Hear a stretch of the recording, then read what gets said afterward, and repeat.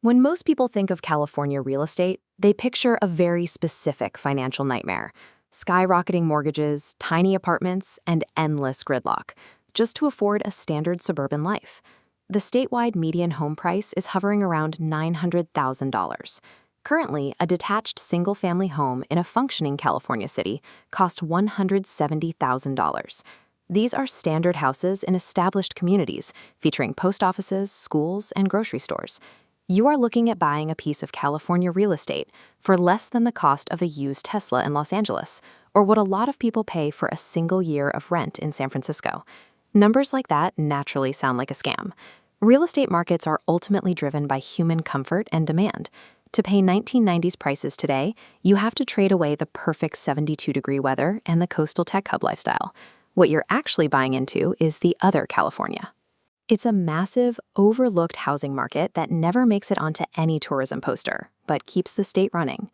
To understand how these prices exist, we have to look at a price-to-compromise ladder. We are going to track exactly what physical or economic sacrifice is required for every $100,000 you save on a mortgage. Extreme affordability in California is completely real.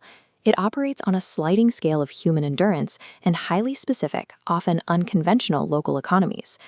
The absolute bottom of the market starts around $130,000.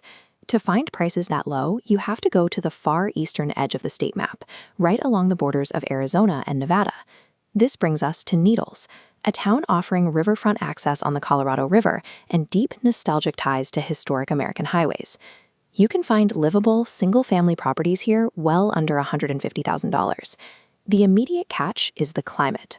You are signing up to survive brutal, isolating Mojave Desert summers where the temperature consistently hits 120 degrees.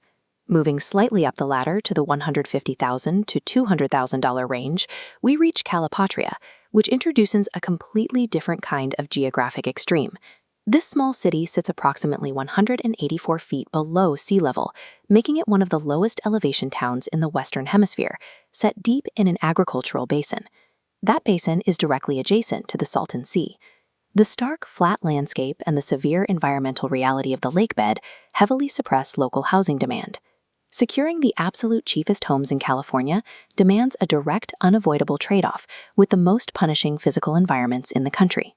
When we move further up the ladder to the $220,000 range, the weather normalizes, but the local economic engine becomes the primary compromise for buyers. Towns like Susanville and Corcoran offer massive yards and immediate proximity to places like Sequoia National Park or the Sierra Nevada. But their local job markets rely almost entirely on massive, high-security state prisons to keep the economy afloat. Corcoran also carries a strange environmental history. It was built on a massive, drained lakebed. During exceptionally wet seasons, that historic lake still occasionally reclaims the land, cutting off structures in the surrounding agricultural fields. Shifting up to the $300,000 to $350,000 mark, we find Crescent City. Here, buyers get ancient redwood forests and direct Pacific Ocean access for a fraction of what you'd pay in Santa Barbara or Monterey. But the coastal discount comes with an extreme risk factor. Crescent City sits in one of the most uniquely tsunami-prone harbor geometries in the lower 48 states. The historical proof is documented in the streets. In 1964, a massive earthquake in Alaska generated a tsunami that wiped out a large portion of the downtown and devastated the community. Mid-tier affordability in California requires a specific kind of buyer, one willing to accept an unconventional institutional neighbor or a known catastrophic natural hazard. As we enter the $340,000 to $450,000 tier, the extreme heat, seasonal floods, and prison economies fade away.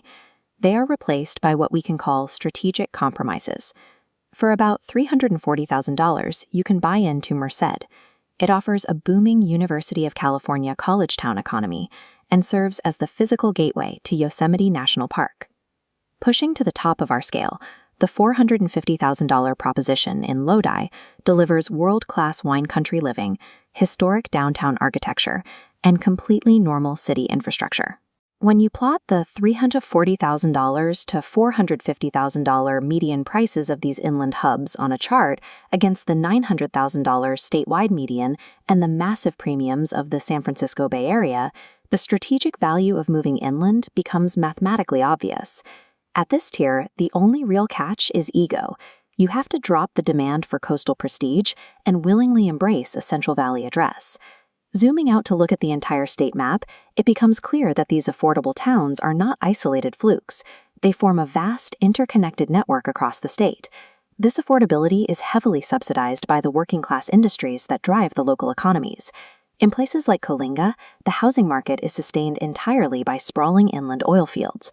And across the San Joaquin and Imperial Valleys, deep, multi-generational agricultural labor forms the actual foundation of these overlooked communities. It's not software companies or tech startups. The reality is that affordable California belongs to the vast, open expanses of the working-class interior, hundreds of miles away from the nearest ocean view. The high-cost barrier applies primarily to the curated, temperate coastal regions. Much of the state's interior remains surprisingly accessible. The California dream is still completely viable. The required currency has simply shifted from pure dollars to geographic grit and economic flexibility. It all comes down to what you actually value in a home. The housing exists, and the prices are low. You just have to decide which step on the ladder you are willing to climb onto to secure your piece of the state.